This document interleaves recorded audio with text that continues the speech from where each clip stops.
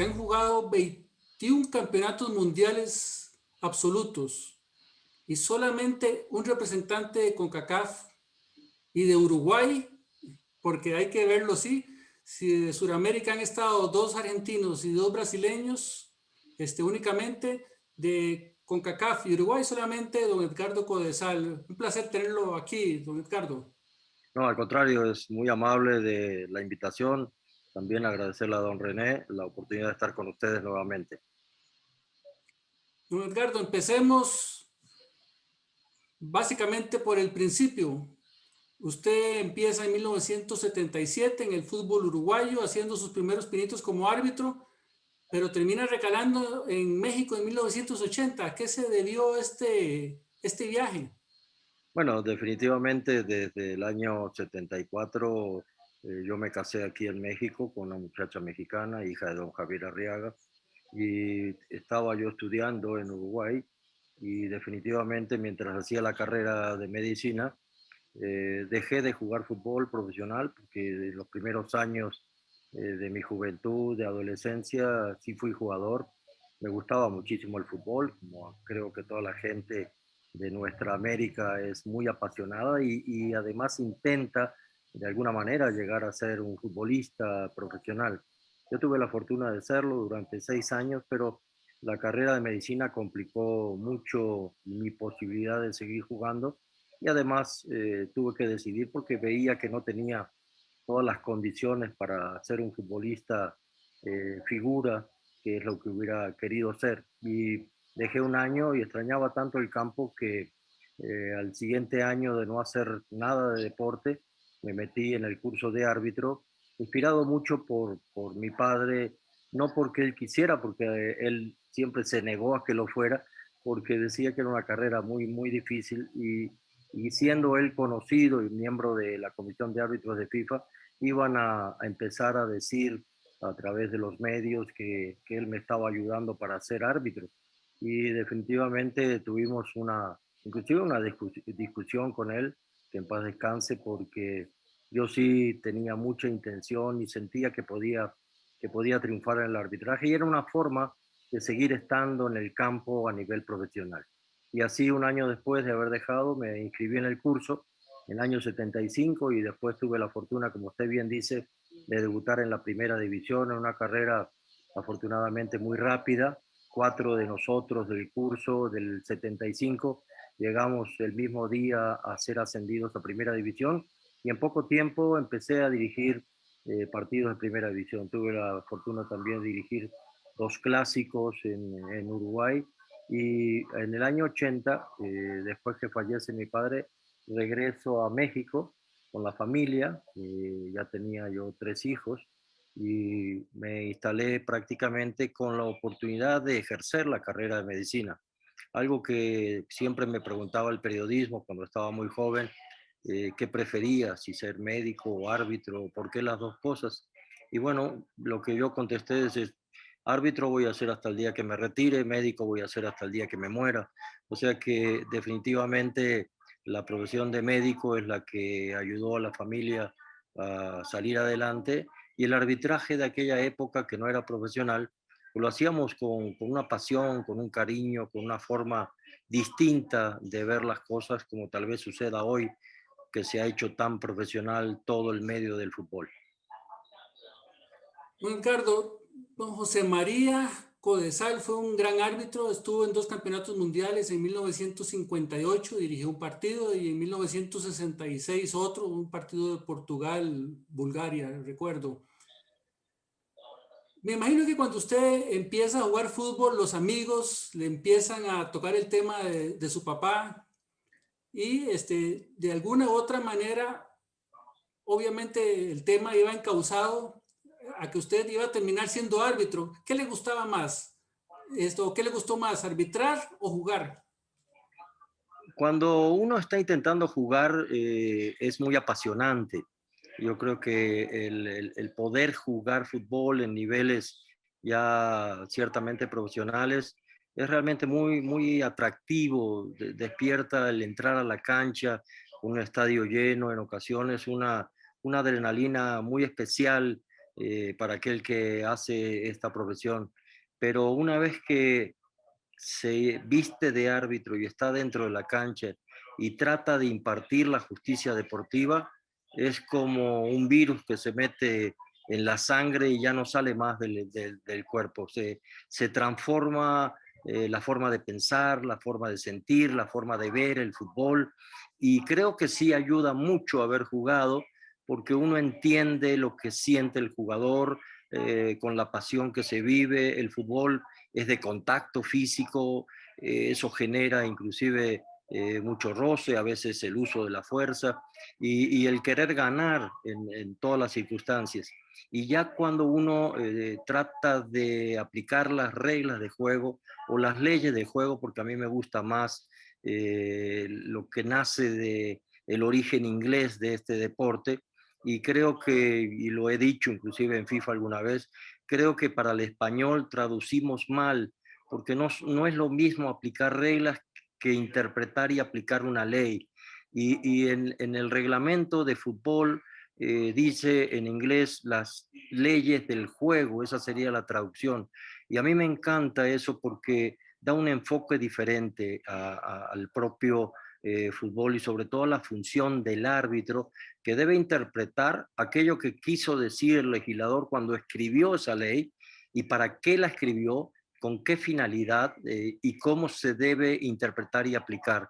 Y eso creo que es lo bonito de saber descifrar del espíritu del juego, que por primera vez en los últimos años empieza a aparecer en este libro de leyes del juego.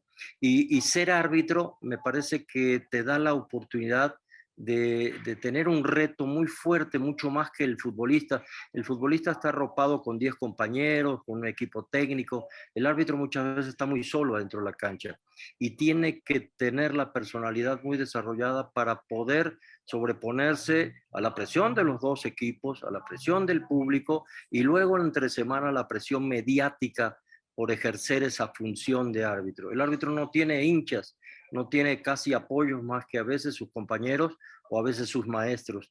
Y creo que es un reto de vida sumamente importante salir a un estadio, como en este caso el Estadio Azteca, en aquellos momentos hasta con 100.000 personas, para poder dirigir, encauzar un partido de fútbol. Algo que me motivó mucho, algo que me fascinó y algo que sigo sintiendo hoy como si estuviera todavía dentro de la cancha. Los uruguayos tienen 4 campeonatos del mundo, porque ciertamente esas 2 Olimpiadas del 24 y 28 eran los verdaderos campeonatos del mundo antes de 1930. La pasión con la que se vive el fútbol en Uruguay es impresionante, pero dígame una cosa, cuando usted llega a dirigir en México, ¿cuánta diferencia siente en el terreno de juego? Es algo bien interesante porque también es muy importante poderlo explicar a los jóvenes árbitros de que si bien las leyes del juego precisamente es una sola, es universal, el estilo y la forma de jugar de cada región es totalmente diferente. Por ejemplo, de arbitrar en primera división en Uruguay y arbitrar en primera división en México es una distancia muy importante. En Uruguay se juega muy físico, hay mucho roce, hay mucha fuerza, se entra con la pierna muy, muy duro y en México no es de esa manera. Sin embargo, la mayoría del futbolista mexicano sí reclama mucho, sí está sobre el árbitro, sí busca ejercer una presión, sí busca, inclusive ya con el avance de la televisión en los años 80, muchos jugadores te decían en la cancha, pues el domingo vas a ver en el programa, vas a salir en lo negro del arbitraje, o sea, trataban de ejercer una presión diferente, sin embargo no se entraba o no se entra con esa fuerza que usan en Sudamérica para jugar fútbol. Y en Europa hay una combinación de fuerza con técnica y es un estilo de fútbol totalmente diferente, donde el árbitro tiene muchos menos problemas para dirigir. ¿Por qué? Porque el jugador se ocupa menos del árbitro y se ocupa más del adversario de ganarle. Entonces, uno se tiene que ir adaptando y eso es lo importante de transmitirle a los jóvenes árbitros que van llegando a ser internacionales, cómo varían los estilos y cómo tiene que él adaptarse sin claudicar en la aplicación del espíritu de las leyes del juego. Y eso es bien interesante para poder enseñar, poder transmitir, y creo que también es apasionante la enseñanza cuando uno deja la cancha. Don Edgardo, no tengo información sobre esto, pero usted llegó a dirigir partidos en la Conmebol a nivel internacional, representando Conmebol básicamente. No, lo llegué a hacer representando ya a CONCACAF.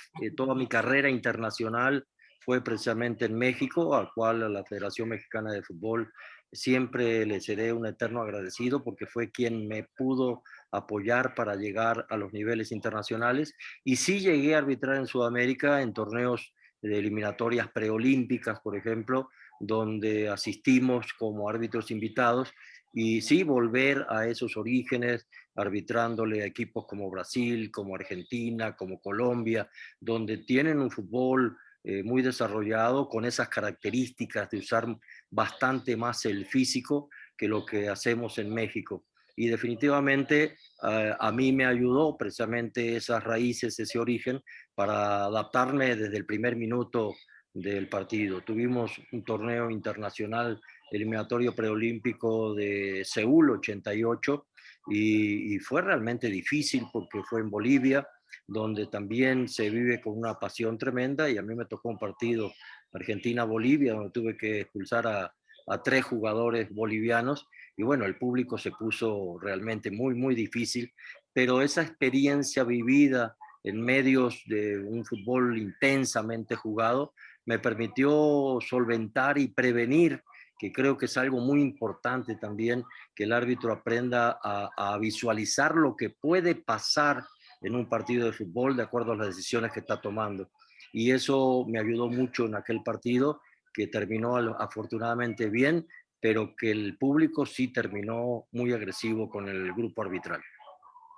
Usted es nombrado por CONCACAF para dirigir en el Campeonato Mundial de Italia 90, donde dirige 3 partidos. E incluso en uno pita 3 penaltis, en el de Camerún contra Inglaterra. Pero hablemos del primero, Estados Unidos contra Italia. Incluso también pitó un penalti. ¿Qué significa para un árbitro llegar a pitar en un campeonato mundial mayor? Bueno, creo que primero que nada es la culminación de un gran sueño.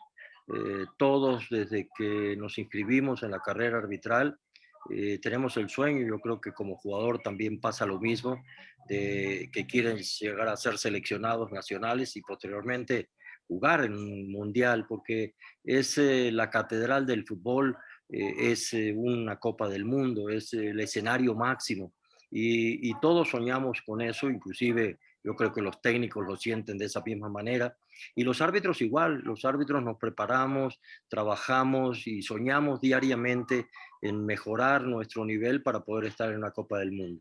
Y ya en la Copa del Mundo es diferente también el fútbol, es diferente el espectáculo, es diferente la trascendencia, porque uno sabe que hay millones y millones de personas en el mundo viendo esos juegos, y hay que llevar una enorme preparación mental, no solo física y técnica, sino también conjuntarla con una extraordinaria preparación psicológica y mental para saber lo que uno va a enfrentar en la cancha y lo que significa cada decisión, precisamente como un penal, cómo puede cambiar el rumbo de una eliminatoria, de un grupo, de un partido ya donde no hay futuro para uno de los dos equipos. Entonces sí, creo que es muy importante que se pueda transmitir todo eso a los jóvenes que llegan por primera vez a un mundial. Tuve la fortuna de estar como asistente en el Mundial 86, lo cual me permitió convivir con el grupo arbitral que dirigió esa Copa del Mundo, de estar con ellos en algunos partidos desde la banda, y eso también creo que en aquella época que hacíamos la doble función, árbitro asistente y árbitro central o cuarto oficial, permitió también una preparación mental para llegar a lo que íbamos a tener que hacer en Italia. Y yo llegaba con esa ilusión, llegaba con la ilusión de quedarme, llegaba con la ilusión de llegar a lo más alto, y afortunadamente y gracias a Dios también las circunstancias se dieron, porque los partidos tienen que presentarse de cierta manera para que el árbitro tenga que resolver esa problemática. Y cuando tuve que resolver 3 penales con tiempo extra, un penal ya en tiempo de compensación prácticamente, creo que eso forja el carácter, templa a la personalidad del árbitro y tener esa fortuna de que las jugadas se den para que después fueran corroboradas por la Comisión de Árbitros de FIFA y dijeran que el trabajo había sido bueno. Y eso me permitió llegar hasta la final. Así es. Sin embargo, incluso el primer partido no es nada fácil. Es contra la Italia anfitriona, contra un equipo de Estados Unidos a la que me imagino toda la afición esperaba fuera goleado. Y yo también, ¿eh? Le digo que uno cuando recibe una designación, lo primero que empieza a hacer una composición del lugar del partido, a analizar a los dos equipos, los estilos de juego, que creo es muy importante. Y hace poco oí a la gente que está en la dirección del arbitraje de FIFA decir que el árbitro debe conocer el estilo de juego de los equipos para entender mejor el fútbol al cual va a dirigir, para tener un mejor posicionamiento, un mejor ángulo de visión, para poder llegar cerca a las jugadas. Y eso en lo personal lo traía con mucha enseñanza de mi padre, de la importancia que tiene que el árbitro sepa leer el juego, entender el juego. Y él nos enseñó al grupo, porque fue nuestro maestro desde la escuela, nos enseñaba que el árbitro tiene que tener la visión de ver 2 o 3 jugadas antes de que sucedan. Y cuando a mí me lo dijeron, que yo estaba muy joven, yo decía, pues mi papá, ¿cómo interpreta esto? ¿Cómo logra uno que hay que ser Houdini o hay que ser mago para tratar de ver? Y después el tiempo te va haciendo entender que qué razón tenía y qué importante es decirle a los jóvenes para que aprendan rápidamente que el árbitro tiene que, como el ejemplo que usaba, saber jugar en el ajedrez. En el ajedrez hay que visualizar lo que va a hacer el rival y hay que visualizar cuántas jugadas hacia adelante va a hacer uno para no caer en el error. Y el árbitro tiene que hacer igual. El árbitro tiene que entender tanto el juego que casi sabe dónde va a ir el balón, quién lo va a conducir, cómo se va a jugar, si hay pressing, si no hay pressing, si se juega con fuera de lugar, si no se juega con fuera de lugar, si se juega fuerte o no.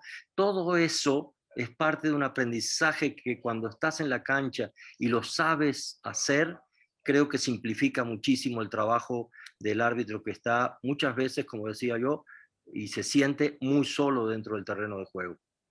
Se siente solo dentro del terreno de juego. ¿Y cómo se siente cuando recibe la designación para dirigir una final de campeonato mundial? Sentí algo que es muy difícil de explicar con palabras, porque las emociones son tan fuertes a nivel del propio cerebro, que vienen recuerdos, ideas, tristeza porque mi padre no lo pudo ver. Yo sentía que por lo menos desde el cielo él me había ayudado a llegar a esa instancia que él tanto soñó y que no pudo, porque él fue en Londres 66 el cuarto oficial de la final y se quedó muy cerca de ser el primer hombre americano, primer árbitro americano en estar dentro de la cancha de una final del mundo. Se tuvo que quedar en la banca, y cuando entró a FIFA siempre luchó porque los árbitros americanos demostraran que tenían más capacidad que cualquiera en el mundo. Y esa fue su gran lucha, y yo sentía que había cumplido con su sueño, con su misión, con su idea y con todo lo que nos había transmitido. Entonces sentía que tocaba el cielo con las manos, algo que no se puede describir. Es un sueño único, es algo por lo que se lucha y se sueña muchos años, pero cuando ya te dicen que eres tú, es muy difícil de digerir. Y creo que la FIFA acertadamente lo hace 3 días antes de la final, te da la designación, porque el primer día, si fueras a arbitrar al día siguiente, creo que todavía estarías viviendo esa explosión emocional que te produce una designación de ese nivel. Entonces, el siguiente día ya empiezas a decantar sentimientos, empiezas a bajar tu presión que sentiste cuando te dieron la designación, te empiezas a calmar y ya empiezas a analizar al partido que te toca, y al siguiente día ya vas con otra preparación, sobre todo mental, para saber lo que vas a enfrentar. Pero salir a la cancha en un estadio lleno, sabiendo que hay casi 3.000 millones de personas que están viendo un partido como ese, es una impresión, una emoción y la sangre parece que estuviera hirviendo dentro de las venas, que casi no se puede contener esa emoción. A veces estando en los himnos me daba la sensación de que no iba a poder contener el llanto. Sin embargo, un árbitro no puede dar esa impresión y sí hubo que imponerse hasta los propios sentimientos personales. Cuéntenos un poquito sobre la sensación de saber que se representa a todos los árbitros de la Confederación. Era y ha sido hasta ahora el único árbitro de CONCACAF dirigiendo una final de campeonato mundial mayor. Eso creo que con los años cada vez se va haciendo más grande ese logro. Fue muy importante los partidos previos, porque cuando nosotros llegamos, cuando yo llegué como uno de los representantes de CONCACAF, ya CONCACAF había empezado a crecer poco a poco. El trabajo que hizo don Javier Arriaga, que en paz descanse, durante muchos años, que fue llevando poco a poco, tenía mucha sabiduría, a pesar de que fue un hombre que nunca fue árbitro, tenía una gran sabiduría para poder llevar a los árbitros de su área en aquella época a escalar posiciones. Y llegábamos todavía como una confederación que no se notaba demasiado en materia arbitral. Se notaba ya un poco en materia fútbol, pero no en materia arbitral. Pero sí ya habíamos tenido la fortuna que 4 años antes Antonio Remárquez dirige una semifinal de Copa del Mundo en el Estadio Azteca entre Argentina y Bélgica, y a mí me tocó la fortuna de ser el cuarto oficial de ese partido, que dejó muchas enseñanzas, porque vivir y convivir en la cancha con jugadores de esa talla, de esa personalidad, también te va abriendo camino en saber cómo tienes que conducirte frente a ellos, que son figuras. Y realmente, evidentemente, yo veía árbitros europeos que tenían 3 mundiales, que en aquella época inclusive el árbitro era también una especie de símbolo y de figura por su personalidad, por su trayectoria, por la cantidad de mundiales que acumulaban. Había gente que acababa de arbitrar la final de la Champions, había gente que acababa de arbitrar 2 años antes la final de la Eurocopa, había gente que había estado ya en una final de Copa del Mundo como asistente en la final del 86. Había gente que tenía una trayectoria tremenda. Y sin embargo, para mí, y siendo un árbitro de CONCACAF que nunca todavía había llegado a esas instancias, fue una especie todavía de reto mayor. Es decir, yo llegué y don Javier un día, antes de empezar el primer partido, me preguntó cómo me sentía y que era un mundial que iba a ser muy difícil porque además la FIFA por primera vez dejó a 7 de nosotros solamente como asistentes en el primer intento de empezar a formar la especialización de árbitro asistente o juez de línea, como se le decía en aquella época. Y compañeros que tuvieron que sentir la pena y el dolor de no poder dirigir ni siquiera un solo partido de Copa del Mundo, y los veías y sí había bastante tristeza en ellos. Uno de ellos que tuvo que sufrir eso fue Bernie Ulloa, y lo dejaron prácticamente marginado de poder mostrar que tenía bastante calidad arbitral, de poder mostrarla, y ya empezó como asistente. Y entonces era complicado, un mundial difícil, donde por primera vez se jugaba con la oportunidad manifiesta de gol, no estaba en el reglamento, algunos árbitros lo increparon a la FIFA que cómo se iba a jugar una Copa del Mundo con algo que ni siquiera estaba en el reglamento, que era una idea todavía. Después ya se modificaron las leyes del juego y sí se implementó la oportunidad manifiesta de gol. En fin, fue un mundial con mucha trascendencia y mucho cambio en materia arbitral. Sin embargo, no fue muy bonito futbolísticamente hablando, pero sí yo tuve la fortuna de tener tal vez lo que la gente recordó y todavía hoy se diga, uno de los mejores partidos de ese mundial, que fue en Inglaterra-Camerún, con 5 goles, con tiempos extras, con eliminación directa, con un Camerún que era sorpresa. O sea, tuvo muchos ingredientes emocionales, pero sí sentía que había árbitros que tenían una trayectoria enorme comparada con la mía. pero eso fue un reto todavía mayor a vencer y afortunadamente se pudo lograr. Hablemos de esa final, porque Argentina señalaba de que estaba prácticamente condenada a perder ese encuentro después de eliminar a Italia. Ellos argumentaron muy bien ese encuentro contra la selección de Alemania. Se dio la situación del penalti y hasta la fecha siguen diciendo que no fue penalti. Me imagino que se lo recuerdan en cada entrevista que le hacen. Le deben de hacer la misma pregunta que le estoy haciendo yo ahora. Sí, por supuesto. Hubo jugadas en esa final y hay, hoy quedan como anécdotas muy interesantes porque hay que recordar que durante los himnos el público italiano en su gran mayoría silba muy fuertemente y además profiere insultos contra el himno argentino. Algo también que se siente estando en la fila y sobre todo al lado de los argentinos. A mí me tocó del lado derecho mi asistente número 2 y luego Maradona. Y uno veía cómo sí impactó en ellos esa situación del público, que estaba enojado porque Argentina había dejado a su país fuera de la final, en la semifinal cuando lo elimina ya en Nápoles.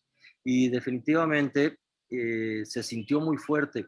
Y Maradona se enojó mucho, al punto que esperó, inclusive porque yo lo estaba viendo también, esa cámara que viene moviéndose hasta tomar la cara, un close-up de cada uno de los jugadores. Y Maradona era el capitán y el último, y él le espera y profiere también insultos a la tribuna. Y para mí fue un compromiso muy fuerte porque el verlo insultar equipara de acuerdo a la ley del juego, a que un jugador que insulta, que ofende, que usa palabras soeces, debe ser, como no empezó el partido, legalmente debe ser excluido. Imagínense la impresión que se siente como árbitro de ese partido, sentir que estaba transgrediendo la ley de una manera que inclusive podía haberlo excluido de una final a un jugador que todavía era campeón del mundo, que era el capitán del equipo campeón del mundo y que era la figura máxima del fútbol en ese momento. Me acordé de algunas experiencias que tuve como árbitro.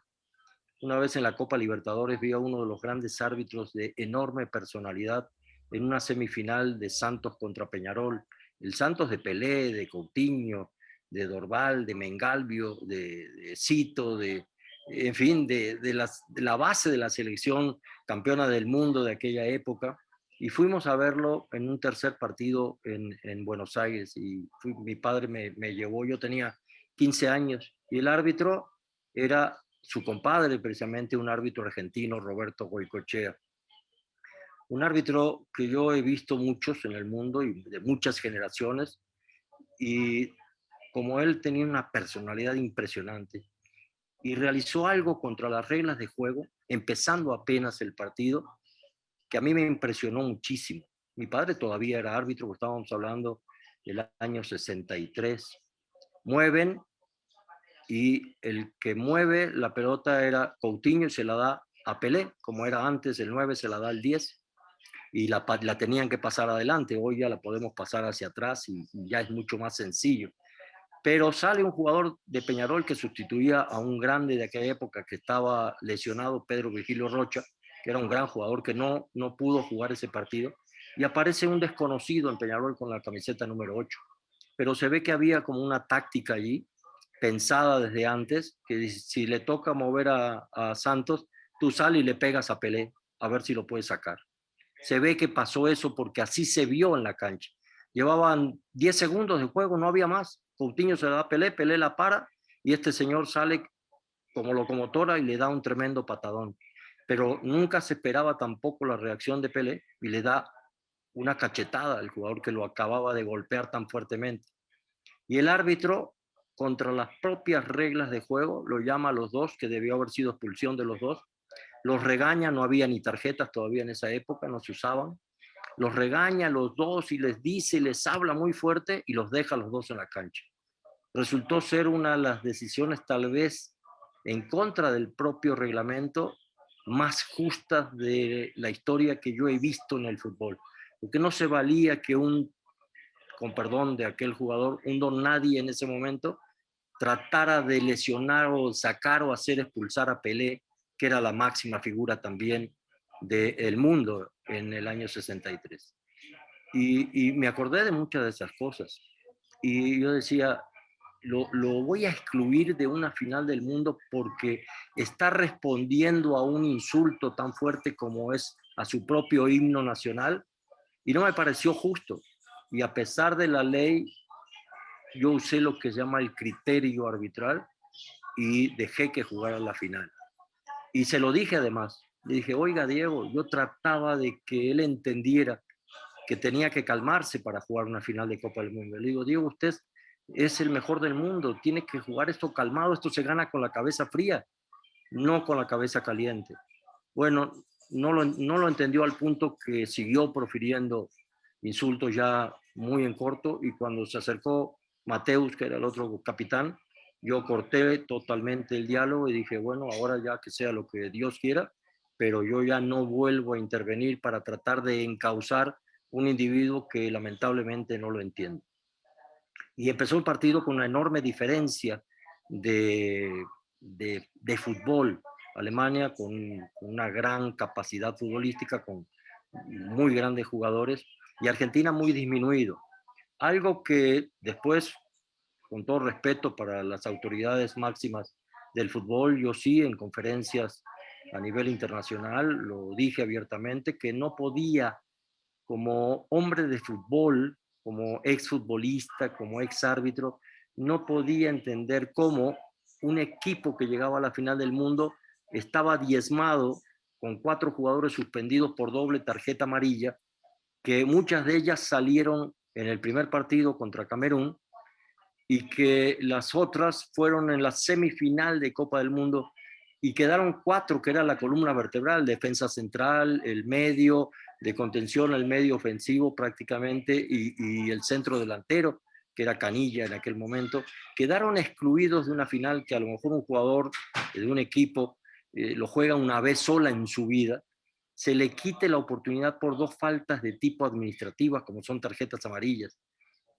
Y me parecía que era un error. Gracias a Dios la FIFA lo fue corrigiendo, porque también entendió que esto era un error, debilitar a un equipo así, porque ese fútbol o ese partido hubiera sido muy distinto con una Argentina completa.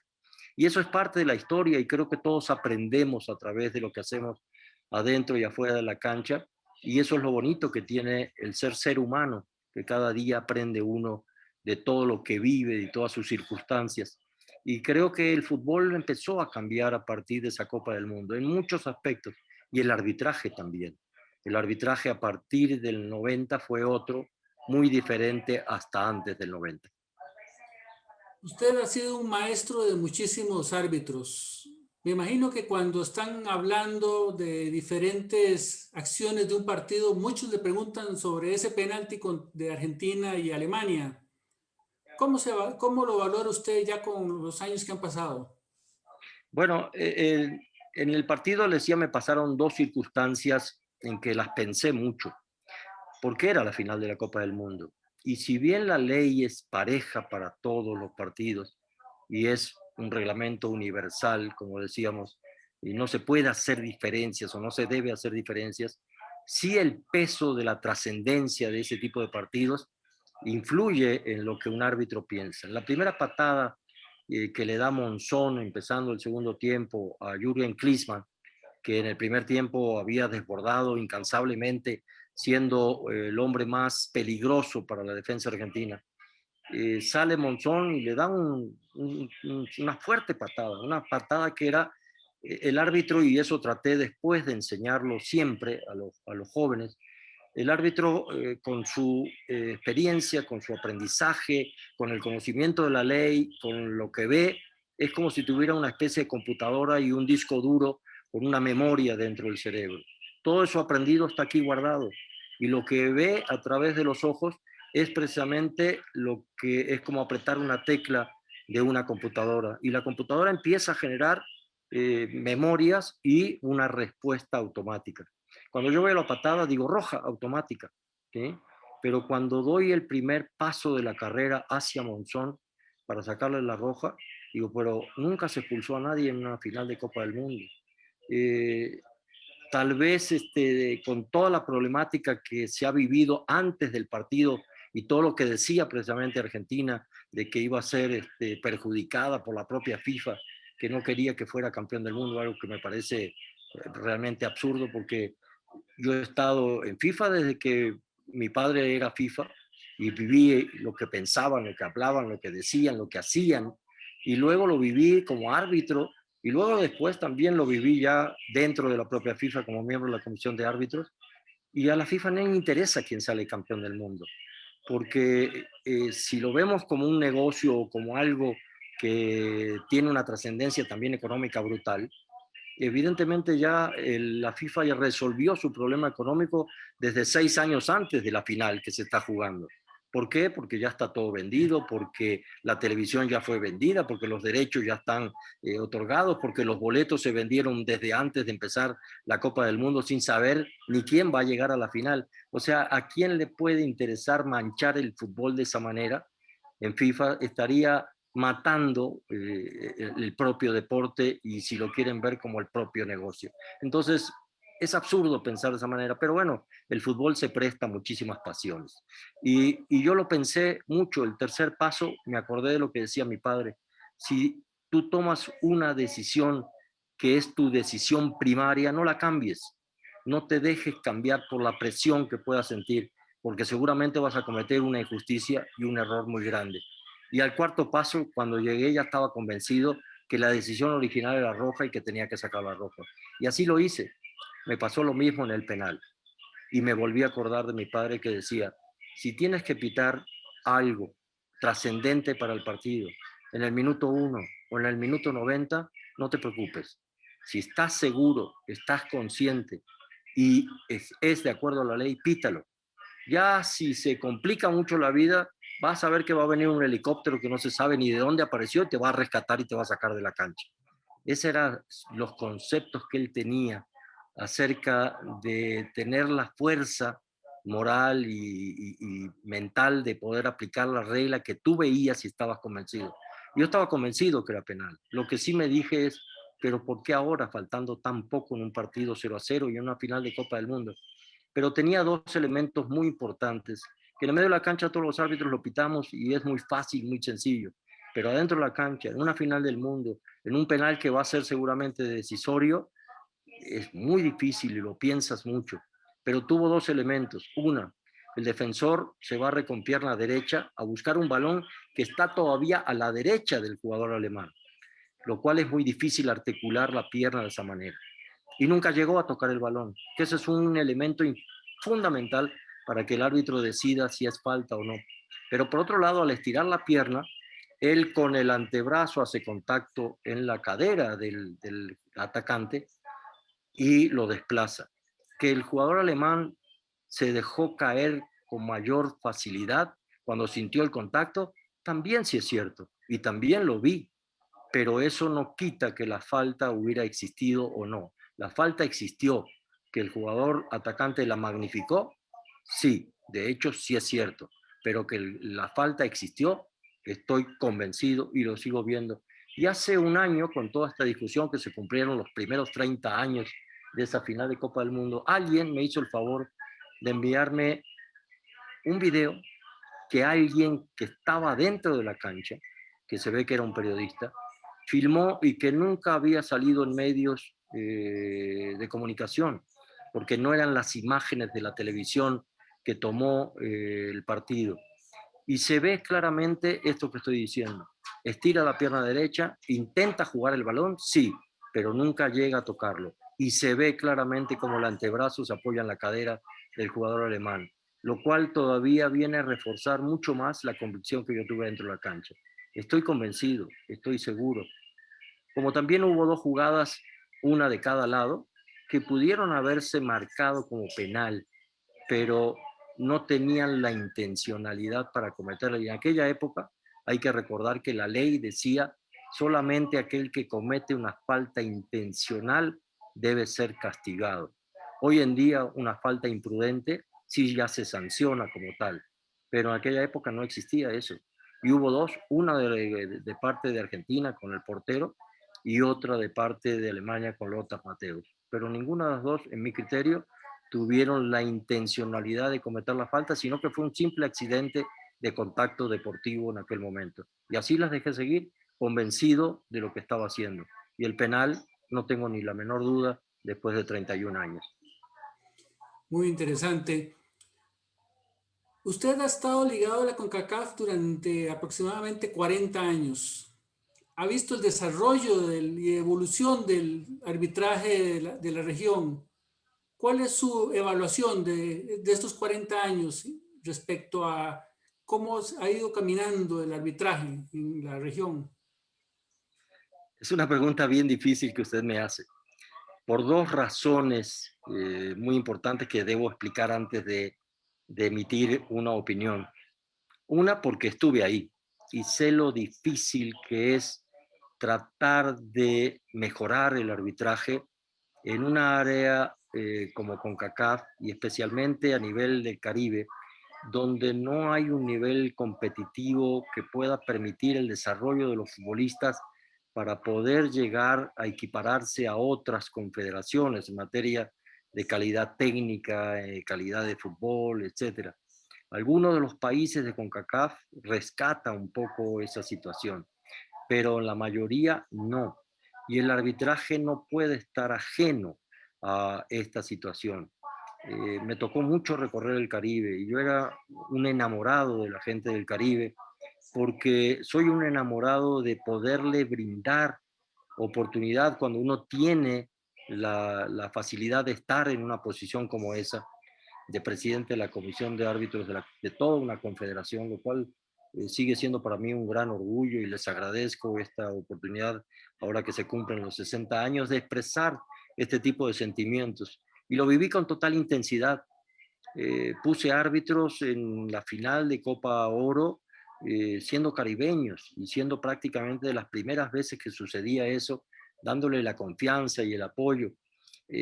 Traté de darle la confianza a todos los árbitros de Centroamérica, porque sé que en Centroamérica que hay un nivel de fútbol muy interesante y se vive el fútbol con gran pasión, también es creadora de grandes árbitros que los ha habido en la historia de la CONCACAF. Sin embargo, esas diferencias futbolísticas entre el continente y las islas todavía hace que el arbitraje, especialmente del Caribe, no tenga la oportunidad de desarrollo. Hace poco estuve muy poco tiempo otra vez en la federación y creamos una idea a través del presidente de la Federación Mexicana de Fútbol que se llevó a cabo ya sin mí, porque yo salí por varias circunstancias en desacuerdo con mis propios colegas mexicanos. Algunos de ellos internacionales no querían tener el esfuerzo o hacer el esfuerzo de mantenerse en peso, de tener una gran condición física, de ser ejemplo para los jóvenes y querían ciertas prerrogativas de las cuales no pude estar de acuerdo y esa diferencia me hizo dejar algo que amo con toda intensidad, que es ser maestro, porque mi verdadera vocación no es la medicina o el propio arbitraje, sino es la enseñanza. Soy maestro universitario desde los 22 años de edad, por circunstancias de que tenía familia y tenía que mantenerla y empecé a dar clases, pero me apasionó tanto dar clases que hoy sigo siendo maestro en la Facultad de Medicina y me fascina transmitirlo a los jóvenes. Y creo que precisamente necesitamos darles ese apoyo, esa confianza, trabajar con ellos, ponerlos en partidos difíciles, aunque no tengan todavía toda la experiencia, para que crezcamos en materia arbitral. Tuve la fortuna, sí, y no es autopropaganda, sino de que es una realidad y los hechos así lo dicen, de llevar 5 árbitros centrales cuando todavía se hacía la doble función. Y llevamos 5 árbitros al Mundial 2002 y los 5 árbitros, aún los del Caribe, tuvieron 2 partidos por lo menos arbitrados en un Mundial. Nunca había pasado eso porque creía en Peter Prendergast, creía en su capacidad, en su amor por el arbitraje, creía en su esfuerzo, en su trabajo, en su preparación, aún viniendo del Caribe, donde decimos desafortunadamente no ha tenido el fútbol el desarrollo suficiente para que el árbitro crezca a ese nivel. Pero creo que todavía hay mucho por hacer en CONCACAF y hay que tener un sueño que nunca hay que claudicar en él. Tiene que haber otro árbitro que llegue a la final de la Copa del Mundo de CONCACAF y que lo haga mejor que el que ya estuvo, porque esa es la ley natural de la vida. Cuando estuvimos en FIFA también llevamos a otro árbitro de CONCACAF a dirigir una de las finales de FIFA, que fueron Juegos Olímpicos del 2000. Y eso es un orgullo, porque obviamente cuando ya tienes esa experiencia y puedes transmitir y puedes apoyar y puedes ayudar, es como una obligación y un reto decir, nuestras generaciones jóvenes siguen siendo árbitros de élite mundial y van a ser mejor que nosotros, porque es una ley natural de la vida. Tenemos que crecer, evolucionar, progresar, y yo sueño, antes todavía de morirme, espero todavía vivir unos cuantos años más, tener la fortuna de poder estrechar la mano de otro árbitro de CONCACAF que dirija una final de la Copa del Mundo y tenga las circunstancias para hacerlo mejor que lo pudimos hacer nosotros. Ojalá sea pronto, porque sí, la CONCACAF necesita otro árbitro en una gran final. Una gran final que ahora parece que es un poco más sencillo de arbitrar con el tema del VAR. ¿Qué opina usted sobre este tema? Termina el Mundial 2002, mi última actuación en FIFA, porque lamentablemente tuve diferencias muy fuertes con aquellos directivos de la CONCACAF, en los cuales no coincidí en muchas opiniones, en muchas formas que no me parecieron, y tengo la ventaja, pero también la desventaja de decir las cosas demasiado de frente. Y en esa época se los dije, renuncié a la CONCACAF, que era algo de lo que más quería hacer en mi vida.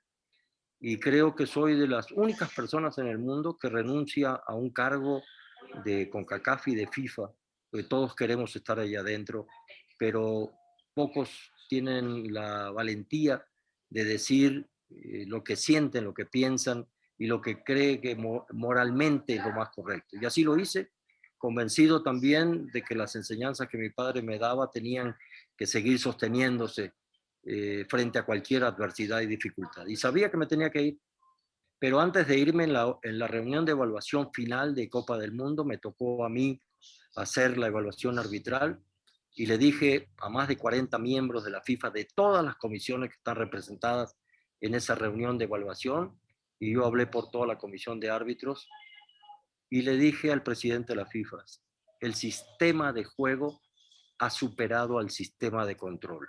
Y ahí están las palabras, porque se graban esas reuniones.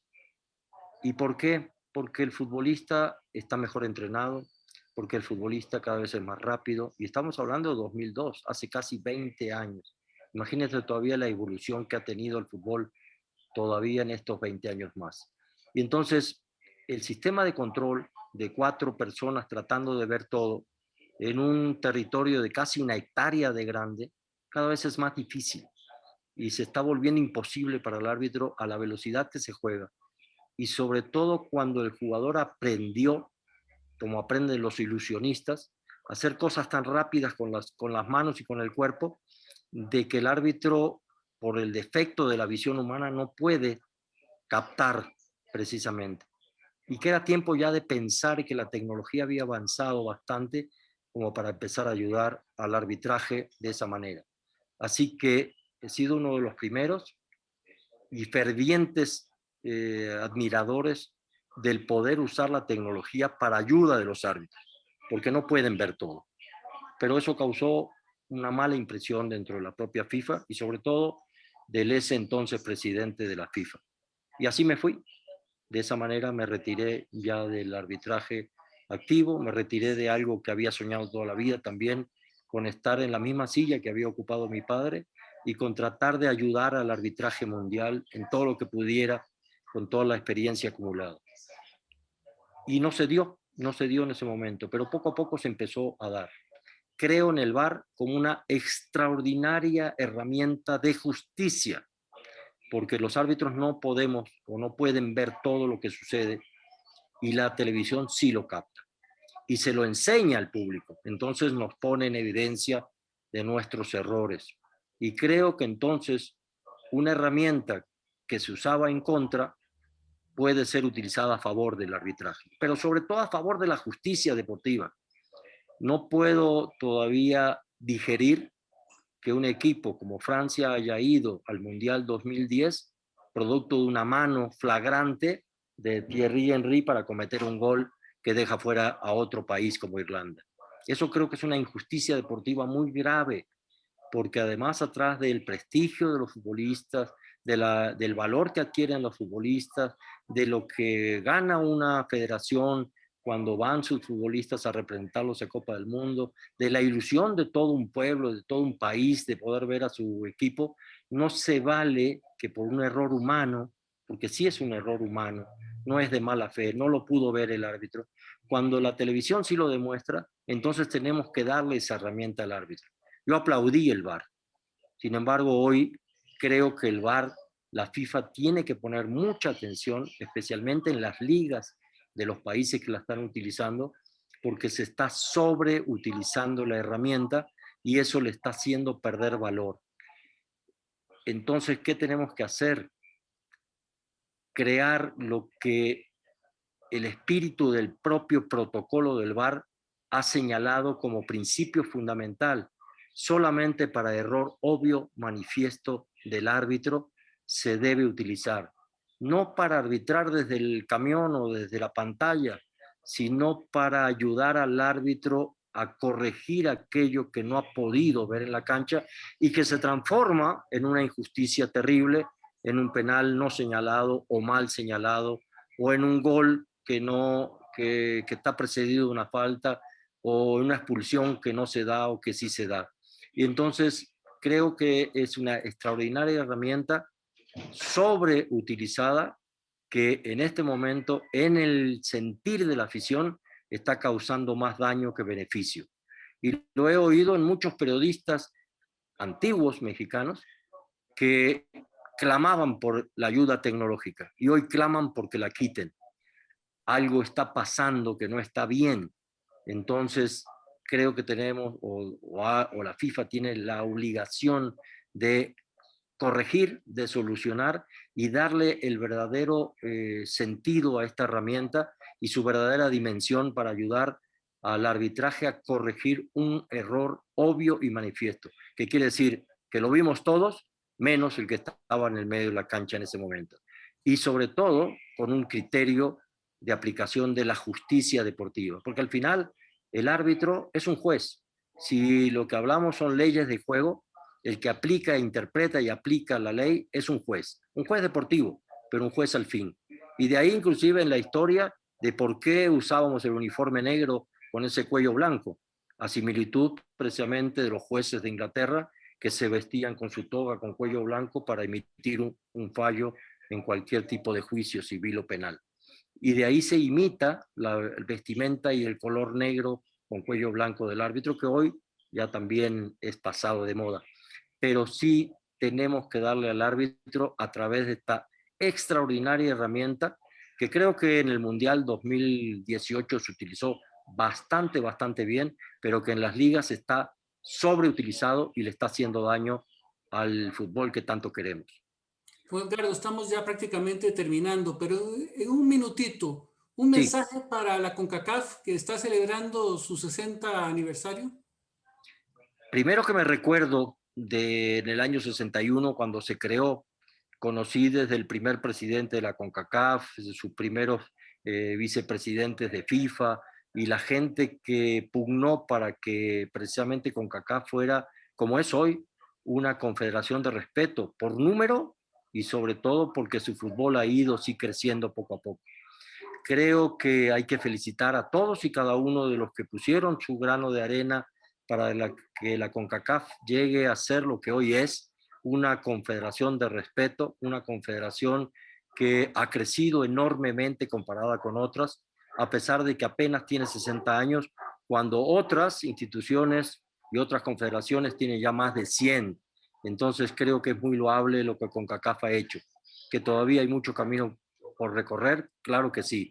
Y soñar que CONCACAF tenga un día una selección campeona del mundo y soñar porque otra vez, si no se logra que un equipo esté en una final del mundo, que un árbitro sí esté en la final del mundo. Ese sería mi sueño máximo y mi mensaje de que hay que trabajar muy arduamente para tratar de lograrlo, no perder de vista nunca ese objetivo.